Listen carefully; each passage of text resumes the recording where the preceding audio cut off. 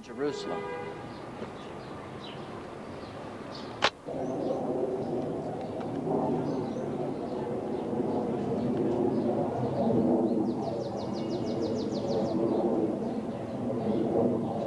Site became disused. According to Jewish tradition, it became a public execution site. And then if they didn't die after falling from that height, they finished them off by stoning. That was the Jewish way at the time. And you get a hint of that in the Gospels. Do you remember when Jesus was preaching at a synagogue in Nazareth? They were so angry with what he was saying, it said they took him to the brow of a hill and prepared to throw him off. Do you remember that? Well, that's just the situation you would have had here.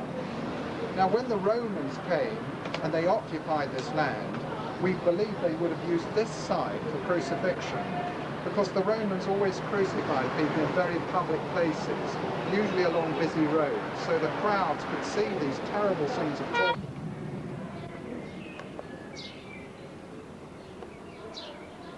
Until 1867, the tomb was first uncovered when who owned part of this land at the time uncovered it by accident. When it was realised it was an important site, a group of English Christians got together and they raised enough money, £2,000, to buy this entire site that you're visiting.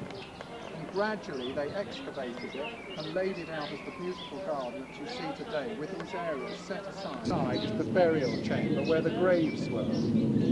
Now only one grave, that is the one in the right-hand corner, was actually completed in this tomb. We believe this one here was never finished, and because it wasn't finished, that suggests that it was a new tomb. And of course John's Gospel tells us that Joseph had a new tomb in the garden, so it fits that biblical account.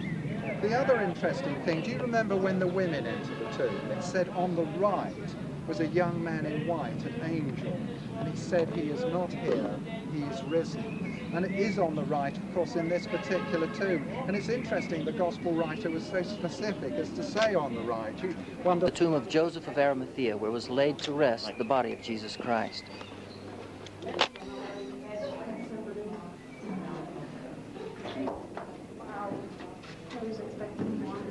Actually, in the tomb where Jesus Christ was laid to rest, in this particular area right here,